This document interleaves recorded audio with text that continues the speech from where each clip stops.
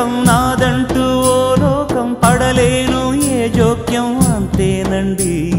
బాగుంది మీ టేస్టు నాకెంతో నచ్చేట్టు మనసెంతో మెచ్చేట్టు మీ మీదొట్టు